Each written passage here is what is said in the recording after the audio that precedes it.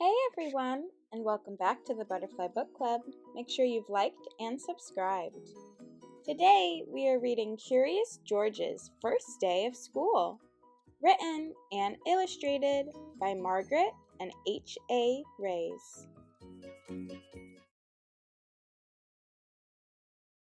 This is George. He was a good little monkey, and always very curious. Today, George was so excited he could barely eat his breakfast. "You have a big day ahead of you, George," said his friend, the man with the yellow hat. It was a big day for George. It was the first day of school, and he had been invited to be a special helper. George and his friend walked together to the schoolyard. Some of the children were nervous, but George could not wait for the fun to begin. In the classroom, George's friend introduced him to Mr. Apple. "Thank you for inviting George to school today," the man with the yellow hat said to the teacher. Then he waved goodbye.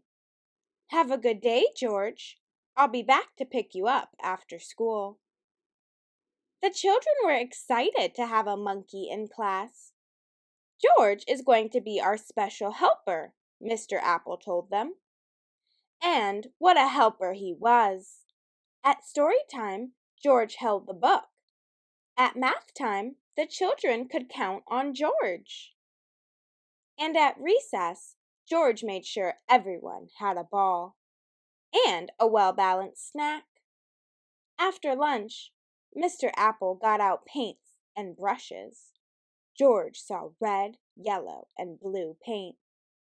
3 colors were not very many. George was curious. Could he help make more colors? First, George mixed red and blue to make purple. Next, George mixed red and yellow to make orange. Then, George mixed yellow and blue to make green.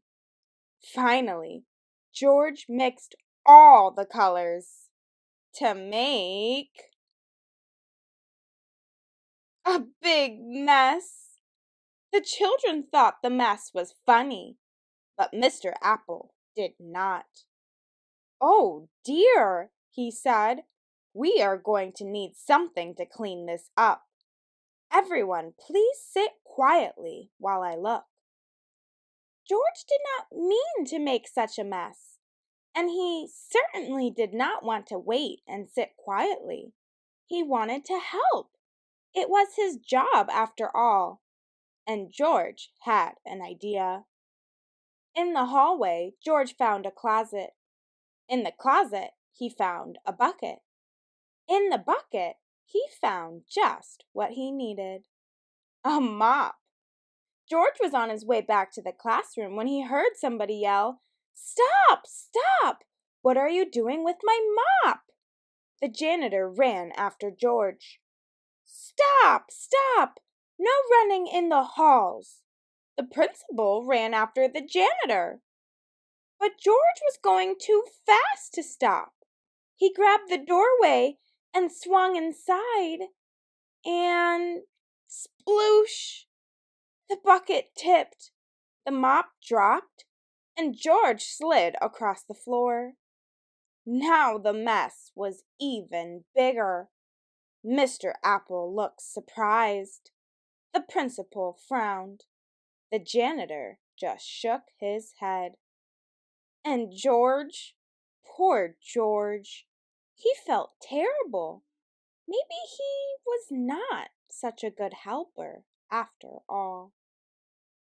The children felt terrible too. They did not like to see George looking so sad. They thought he was a great helper. Now they wanted to help him. So the children all lent a hand and some feet. And before anyone knew it, the mess was gone. "That little monkey sure is helpful," the janitor said. "It looks like Mr. Apple has a whole class full of helpers," the principal added. At the end of the day, when George's friend arrived to pick him up. Mr. Apple said, "Thank you for all your help, George. We hope you will come help us again." The children cheered. They hoped George would come again, too. George waved goodbye to his new friends. What a great day it had been! He could not wait to come back to school.